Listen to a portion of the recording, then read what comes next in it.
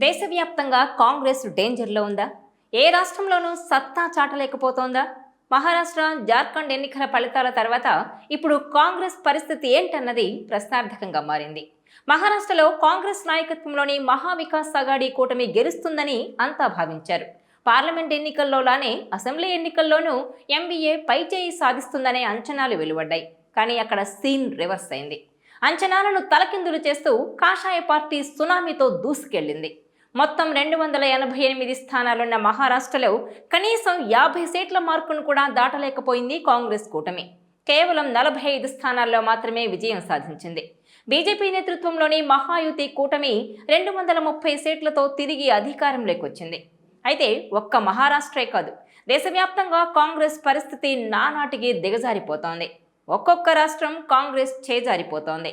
ఇటీవల ఛత్తీస్గఢ్, హిమాచల్ ప్రదేశ్, మధ్యప్రదేశ్, హర్యానా తర్వాత ఇప్పుడు మహారాష్ట్ర వంటి అతిపెద్ద రాష్ట్రం చేజారిపోవడంతో అన్ని వేళ్లు రాహుల్ వైపే చూపుతున్నాయి. పార్టీ ఈ పరిస్థితికి కారణం రాహుల్ గాంధీనేనని అంచనాలు వేస్తున్నారు రాజకీయ విశ్లేషకులు. మహారాష్ట్రలో కులగణన సహా 7 గ్యారంటీలను ప్రకటించింది కాంగ్రెస్. తెలంగాణ సీఎం రేవంత్ రెడ్డితో పాటు మంత్రివర్గం అంతా మహారాష్ట్రలో ప్రచారం చేసినా అవి ఏమాత్రం ప్రభావం చూపించలేకపోయాయి. మహాయుతికి కనీస పోటీ కూడా ఇవ్వలేకపోయింది కాంగ్రెస్ కూటమి.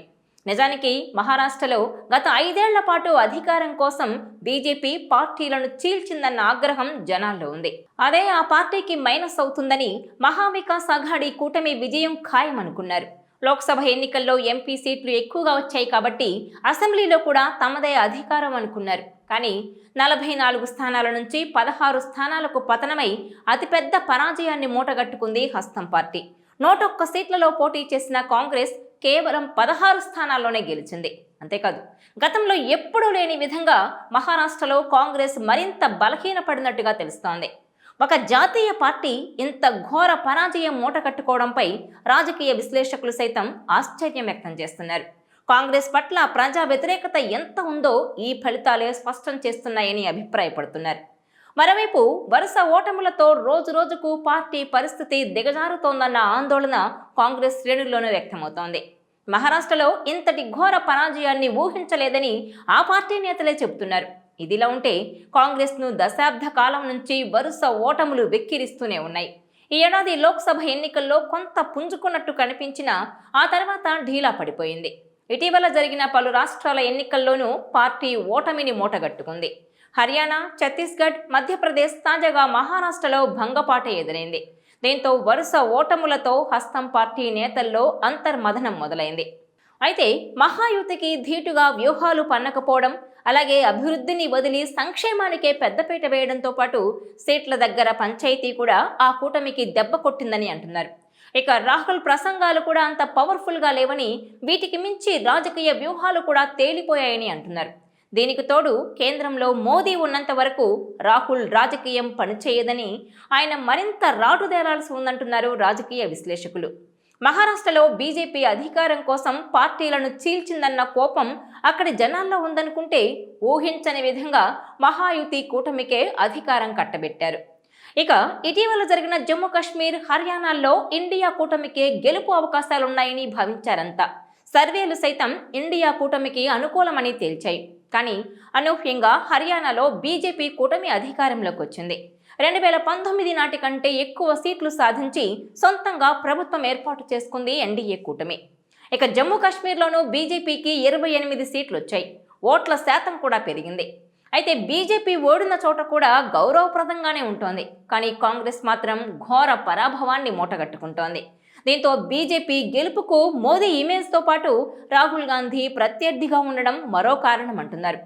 రాహుల్ను మోదీకి సమఉజ్జీగా చూడటం లేదన్న చర్చ కూడా సాగుతోంది. రాహుల్ గాంధీ చూస్తే పార్లమెంట్లో ధాటిగా మాట్లాడుతున్నారు, మోదీ మీద గట్టిగా విమర్శలు చేస్తున్నారు.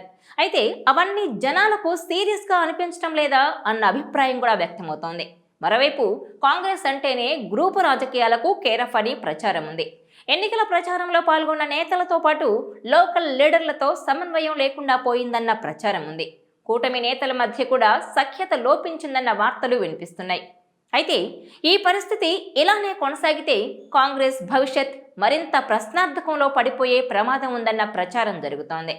ఇదిలా ఉంటే వచ్చే సార్వత్రిక ఎన్నికలను జమిలీ పద్ధతిలోనే నిర్వహించాలని కేంద్రంలోని బీజేపీ ప్రభుత్వం భావిస్తోంది. ఈ మేరకు వచ్చే పార్లమెంట్ సమావేశాల్లోనే దీనికి సంబంధించి బిల్లు పెట్టాలని కూడా యోచిస్తోంది. ఈ క్రమంలో జమిలీకి కనుక గ్రీన్ సిగ్నల్ లభిస్తే ఒకేసారి అన్ని రాష్ట్రాల అసెంబ్లీ ఎన్నికలను, పార్లమెంట్ ఎన్నికలను కాంగ్రెస్ ప్రభుత్వం ఎలా ఎదుర్కొంటుందన్న అనుమానాలు తలెత్తుతున్నాయి. మరోవైపు వచ్చే నెలలోనే ఢిల్లీ ఎన్నికలు కూడా రాబోతున్నాయి. అక్కడ తాము ఒంటరిగానే పోటీ చేస్తామని ఇప్పటికే ఆప్ ప్రకటించింది. కూటమి నుంచి తప్పుకున్నంత పని చేసింది. దాంతో ఢిల్లీ ఎన్నికల్లోనూ కాంగ్రెస్ ఎలా గట్టెక్కుతుందో తెలియని పరిస్థితి ఉంది. బీహార్ ఎన్నికల్లోనూ కాంగ్రెస్ ఏమైనా ప్రభావం చూపుతుందా? అసలు జాతీయ పార్టీకి ఎలాంటి పరిస్థితి రావడానికి గల కారణాలేంటి అనేది పార్టీలోనే ప్రశ్నలు వినిపిస్తున్నాయి. ఈ నేపథ్యంలో రాహుల్ గాంధీ రాజకీయంగా విమర్శలు ఎదుర్కోక తప్పడం లేదు. అయితే రాహుల్ ఎన్ని ప్రయత్నాలు చేసినా కాంగ్రెస్ గ్రాఫ్ను పెంచలేకపోతున్నారు.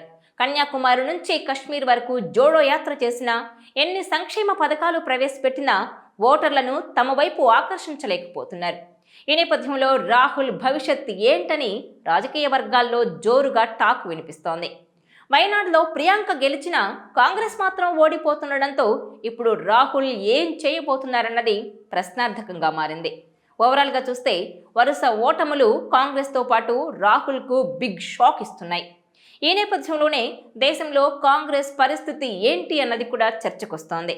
సరిగ్గా ఇదే టైంలో వయనాడులో 4 లక్షలకు పైగా మెజారిటీతో ప్రియాంక గాంధీ ఘన విజయం సాధించారు.